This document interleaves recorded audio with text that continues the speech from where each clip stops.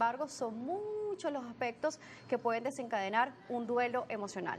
Para hablar sobre este tema nos acompaña el día de hoy Emil Díaz, psicólogo. Un gusto recibirlo, bienvenido. Muchas gracias, Daniela. Gracias por acompañarnos. Vamos a ver, porque a veces decimos no está de duelo porque se murió un familiar, se murió un ser querido. Esto es parte de uno de los duelos, pero no solamente se encasilla allí, ¿cierto? Sí, totalmente, totalmente. El duelo es bastante complejo, ¿ok? Y el duelo responde a un proceso completamente natural que viene dado bien sea por la pérdida, bien sea por el abandono o bien sea por la ausencia de algo que anteriormente teníamos y que actualmente, por supuesto, ya no poseemos. Entonces, partiendo de allí, debemos entender que el duelo, dentro de este proceso de ausencia, implica una modificación, implica un cambio. Es decir, anteriormente la persona poseía algo que ya no tiene.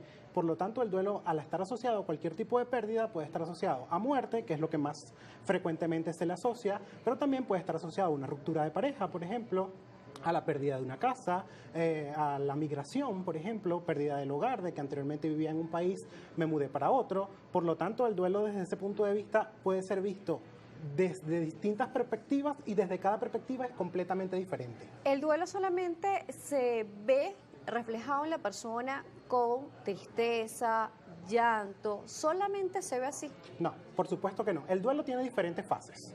El duelo tiene diferentes fases y dentro de esas fases cada una cumple con síntomas, signos y síntomas particulares. Uno de los primeros es la negación. La persona cuando recibe la noticia de la pérdida, bien sea, como ya lo dije, por abandono, migración, en fin, lo primero es negar. ¿Cómo puede ser eso posible? Eso no puede estar sucediendo. ¿Cómo es que esto sucedió? ¿Hasta dónde llegó esto? Y lo primero es la negación. Luego de eso viene una fase de ira o de rabia que puede estar muy asociado con síntomas de hostilidad, por ejemplo, de tratar mal a alguien, de constantemente no estar lleno de ira, de rabia, de querer tumbar todo, por ejemplo. Luego viene una tercera fase, que es la fase de negociación, donde entramos entonces como en una etapa de compasión con nosotros mismos, de querer como, ¿qué hago en estos momentos? ¿Con quién puedo negociar para que me devuelva eso que perdí? Por lo menos si una persona es muy religiosa y estamos hablando de un duelo asociado a muerte, la persona empieza a negociar con algún ser religioso, por ejemplo. ¿Ok? Bueno, devuélvemelo, yo te rindo un homenaje, ¿ok? Después viene la cuarta fase, que es la fase donde tú estás mencionando que está más asociada con la tristeza, la depresión, se le conoce como fase de depresión, porque la persona empieza a tener como un proceso de cambio donde empieza a aceptar esa pérdida. Y aceptar esa pérdida implica vivirla. Exacto, vivirla, estar triste, entender que ya no está, entender que ya no vivo con eso. Pero esta es la última fase que corresponde a un malestar, porque luego viene la última fase que es la aceptación, donde la persona luego de esa depresión empieza a entender que, bueno, que la situación ya no está y que debe reorganizar, resignificar su vida. ¿Sí? Sabemos que cada persona maneja o gestiona las emociones de formas muy diferentes. Sí, así es. Pero cuando es considerado un periodo normal de duelo y además sano. Ok. Como tú lo dijiste, es precisamente el periodo del duelo puede variar en cada persona porque cada persona es completamente diferente.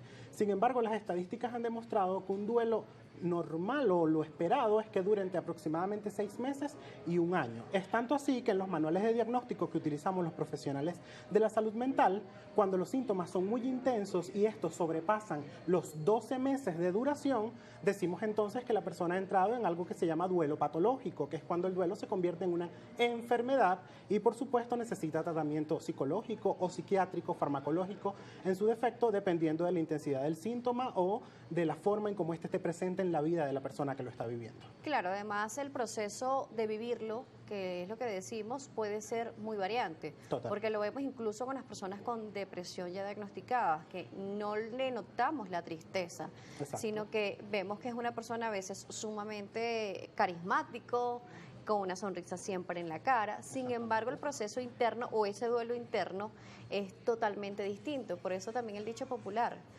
la procesión se lleva por dentro, ¿no? Exactamente. Cada persona vive su duelo a su manera y eso tiene que ver mucho también con las características de personalidad de cada quien, ¿no? Hay personas que probablemente puedan experimentar el duelo desde escondiéndose, desde no mostrándolo, desde mostrarme como estando feliz, cuando en realidad por dentro pueden estar muy tristes. Hay otras personas que sí pueden entrar en contacto constante con la tristeza y llorar, no querer salir, quedar encerrado en casa, no querer trabajar, no querer comer, por supuesto. No asearse. Totalmente. Incluso los puntos más críticos crítico sobre el duelo, llega un punto donde la persona pierde sus actividades de autocuidado, como por ejemplo asearse, comer, hacer sus cosas de la vida cotidiana, y la persona no quiere levantarse de la cama, no siente apetito, o por el contrario, puede suceder que come mucho, duerme mucho. Muchas veces como sociedad queremos ayudar a estas personas, como familia, como amigos, como personas cercanas. Entonces comenzamos a decirles a estas personas, tranquila, no pasa nada, eso no es nada. Lo que te está pasando a ti no es tan fuerte, hay personas que la están pasando peor que tú. Cuando utilizamos este tipo de frases, ¿qué realmente le estamos haciendo a esta persona? ¿Le estamos ayudando a salir de este duelo o estamos haciéndole más daño? No, completamente, estoy de acuerdo completamente con la segunda afirmación. Probablemente le estemos haciendo más daño. ¿Por qué? Porque ¿qué es lo que sucede? Estas personas están pasando por un proceso que es natural, que responde a la pérdida. Es decir, todos en algún momento de nuestra vida vamos a pasar por un duelo. Sí. Por lo tanto, el hecho de que desvaloricemos lo que la persona puede estar sintiendo, como tristeza, pérdida de apetito, pérdida del disfrute de las cosas, es simplemente hacerle ver que sus emociones no valen. Por lo tanto, lo mejor en estos momentos, y esto es una recomendación, es acompañar a la persona en este proceso. ¿En qué te puedo ayudar? ¿Cómo te puedo acompañar? Dime qué puedo hacer por ti, estoy aquí para ti. Sin excedernos. Justamente vamos a ver eso en la próxima parte, porque a veces queremos obligar a la otra persona a hacer cosas cuando no está preparada.